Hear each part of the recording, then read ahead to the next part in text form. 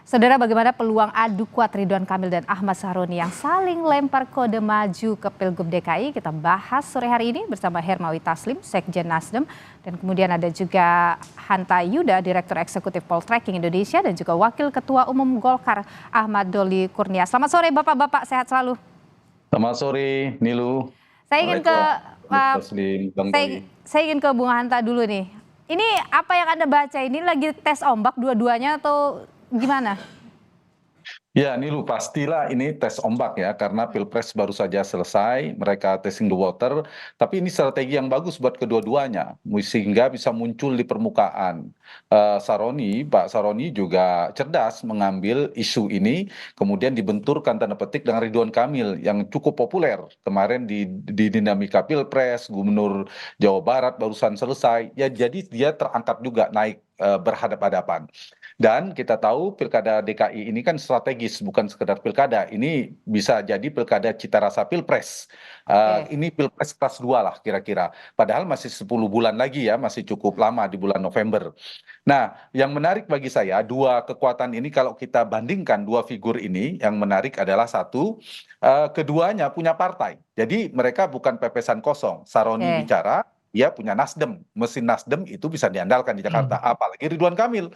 Golkar lagi naik-naiknya ini di Pilpres dan lagi hotnya ini di Pilpres sehingga kekuatan partainya bisa diandalkan. Yang kedua Oke. secara elektabilitas data Poltreking Indonesia kedua-duanya masuk di 5 besar. Bang Saroni itu di nomor 5 di kami. Ridwan Kamil itu kompetitif dengan Anies Baswedan. Jangan lupa ada nama Anies Baswedan ini kuat juga selain Ridwan Kamil. Yang ketiga, mereka punya basis kalau bicara Pilpres, kekuatan 01 dan 02 Prabowo dan Anies Baswedan itu imbang di Jakarta. Nah, kedua-duanya bisa jadi basis. Kalau misalnya masih solid, basis Anies Baswedan, apakah Saroni akan maju bersama Anies semakin terkonsolidasi atau Saroni maju sendiri? Ini basisnya Anies Baswedan. Kemudian Ridwan Kamil yang sangat dekat dengan Pak Prabowo, bagian dari mesin politik pengepul suara Pak Prabowo, juga bisa mengandalkan basis Prabowo di Jakarta yang juga kuat, berimbang. Jadi sama-sama kekuatannya relatif kuat ya. Dari sisi personal punya plus minus juga. Kalau Ridwan Kamil punya pengalaman rekam jejak di Jakarta, kemudian punya mesin medsos yang bisa diandalkan, kemudian followernya juga banyak, cuma bedanya Jawa Barat memang beda dengan Jakarta. Ridwan Kamil punya pengalaman di Jakarta. Sebaliknya Saroni itu orang Jakarta, dia punya basis dapil di Jakarta, kabarnya juga suaranya signifikan, tapi belum punya pengalaman eksekutif seperti Ridwan Kamil.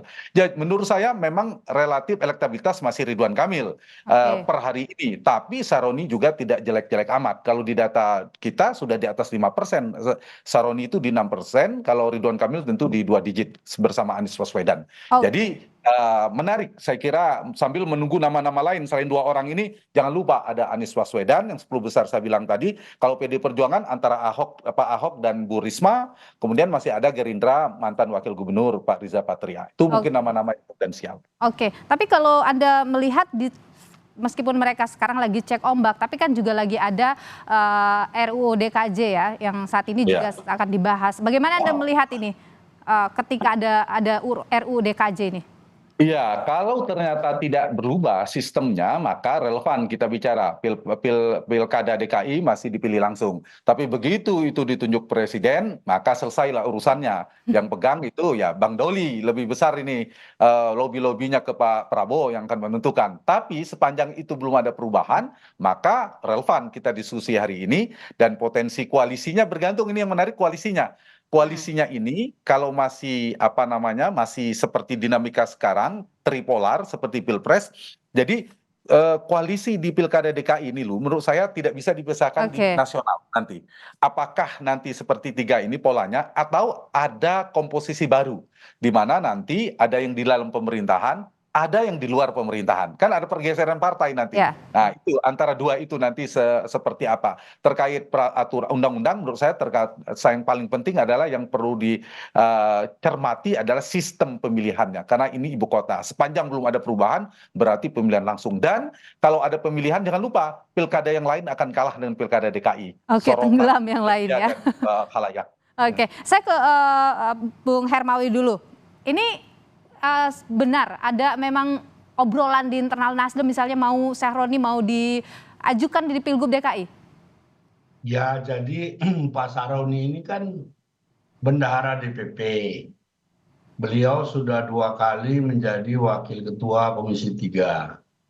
Memang dan beliau memang populer di Jakarta ya. Saya melihat sendiri waktu kampanye Anies yang terakhir di JIS, saya duduk bersebelahan dengan beliau, banyak sekali yang minta foto, yang bilang gubernur dan segala macam. Tetapi saya mau komen tadi Pak Hanta, sepertinya benar kalau bicara gubernur DKI itu masih relevan membicarakan tentang peta koalisi Pilpres. Oke. Nah, kebetulan Pileg kali ini di DKI kami sama Bung Doli itu sama-sama 10 kursi. Yang barusan kita hitung ya, sama-sama 10 kursi. Dan koalisi Amin itu naik tajam. Kalau tidak ada perubahan itu PKS 17 menjadi ketua DPRD. PKS menjadi ketua DPRD, Nasdem 10, PKB 9. Nah, apakah nanti koalisi ini akan tetap seperti ini atau akan mengalami perubahan, itu juga nanti akan ditentukan minggu depan akan ada pertemuan 3 ketua partai tingkat provinsi koalisi Amin. Diprakarsai oleh teman-teman Nasdem. Tapi intinya Pak Saroni memang banyak digadang-gadang oleh pihak lain, belum oleh DPP, dan dinilai layak untuk sampai kita bercandanya begini, ini ente melulu DPR RI, udahlah kesanalah ke balai kota lah. Jadi sudah 3 kali. Jadi adalah ya kira-kira mungkin sudah adalah disimpan karpet merahnya untuk Pak Saroni gitu lah ya. Saya ingin ke Pak Doli dulu. Pak Doli, kalau Ridwan Kamil ini sudah dapat restu nggak sih dari Pak Erlangga? Pertama melihat chat antara Ridwan Kamil dan Saroni kita senang aja. Ya, ketawa di tengah-tengah itu menjadi dahaga di tengah-tengah dinamika yang tinggi sekarang soal Pilpres dan Pileg-Pileg. Jadi kita senang lah canda-candaan teman-teman itu. Yang kedua, soal Ridwan Kamil ini, itu sejak pertama Ridwan Kamil gabung ke Golkar, memang pembicaraannya untuk mengendorse saudara Ridwan Kamil di gubernur.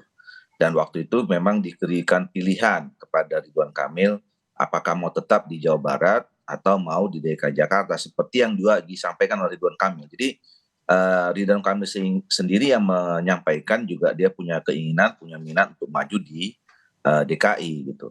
Nah, kami juga sebetulnya kan juga mempersiapkan pilkada ini juga sejak jauh-jauh hari. Ya, kami sudah pernah mengeluarkan 2 kali surat tugas kepada bakal calon kepala daerah, termasuk yang terakhir 2 bulan yang lalu, kira-kira 1,5 bulan sebelum Pileg, ya, kita kumpulkan lagi bakal calon kepala daerah potensial yang kita sudah inventarisir, termasuk Ridwan Kamil itu kita kasih surat tugas untuk di 2 tempat, baik itu di Jawa Barat maupun DKI Jakarta. Jadi kembali kepada yang bersangkutan, tetapi nanti keputusan akhirnya kita akan lihat, nanti biasanya kami akan bentuk tim di teman-teman pemenangan pemilu di DPP untuk mengkaji, termasuk melihat kemungkinan elektabilitasnya melalui survei dan seterusnya itu. Berarti artinya memang sudah disiapkan lah ya karpet itu untuk Pak Ridwan Kamil di DKI Jakarta gitu ya Bang Doli ya? Iya, kita juga ikut merekomendasikan. Baik.